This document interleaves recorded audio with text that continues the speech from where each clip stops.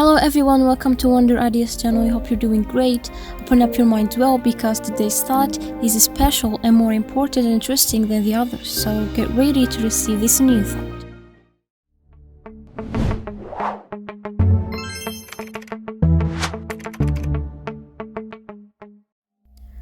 God said, certainly Allah's only way is Islam. Islam is the religion of truth, and everything else is false, contradictory, and incomplete.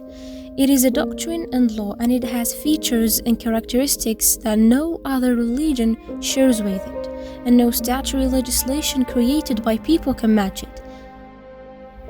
And among these characteristics, it is a divine source religion, comprehensive religion, fair religion, clear religion, a balanced religion that combines stability and flexibility, a human religion, rational religion, a religion whose origin and sources are preserved from distortion. As God said, it is certainly we who have revealed the reminder, and it is certainly we who will preserve it. A lot of people think that Islam has prevented all the fun things, and they have to live a boring life so they can go to paradise. This is a common thinking among today's young people. An example for this thinking: when people see someone who's committed to his religion instructions and ethics, they will call him weirdo, complex, doesn't know how to live cool, doesn't know how to enjoy life.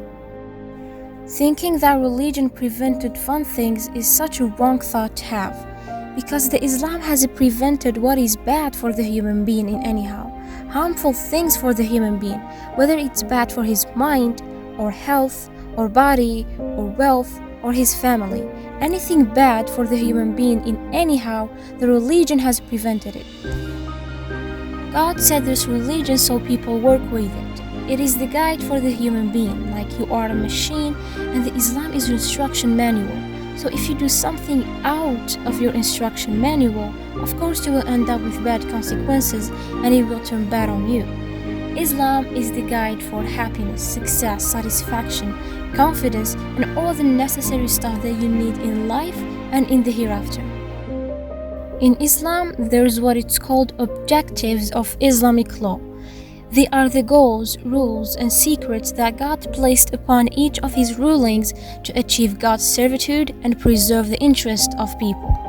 They are divided into three sections: necessities, needs, and improvements. I'll only explain the necessities because it's what matters the most for this video. Necessities have 5 sections: preserving religion, preserving self, preserving the mind or the brain, preserving offspring, and preserving the money. And each one is preserved from 2 sides. Side 1, things you should do to preserve it and make it better. For example, section of preserving the mind, the obligatory of seeking knowledge so you keep your mind healthy and developed. Side 2, things you shouldn't do in order to preserve it. Example, same section, preserving the mind, prohibition of a drug use to not ruin your mind. So Islam achieves what is best for the human being in life and in the hereafter. In Islam, there is also what is called the sources of Islamic legislation. God has prescribed laws, rulings, and rules for His worshippers to regulate their lives.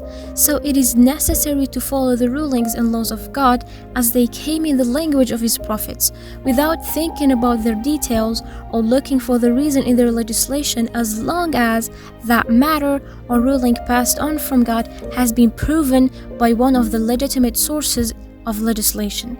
These sources are the Holy Quran, the Sunnah, the consensus, and the measurement. The diversity of these sources upon which scholars rely in devising legal rulings on new issues makes Islam flexible and able to keep up with everything new, which ensures that it remains valid for every time and place. For example, drugs are not mentioned in the Quran or the Sunnah, but by relying on the measurement, the ruling is defined, and it is prohibition because it harms the mind. And you won't find this in any other religion. If you have any kind of problem in life and you measure it with the sources of Islamic legislation, you will find the answer for it no matter what time you're in or what place you're in.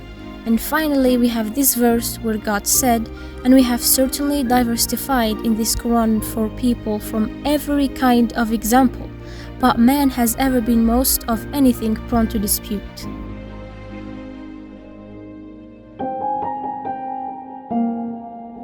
That was everything for today's video. I hope you got benefited and discerned. If you're a Muslim, appreciate your religion more because it is such a perfect, precious gift. And see you next thought. Change positively, people.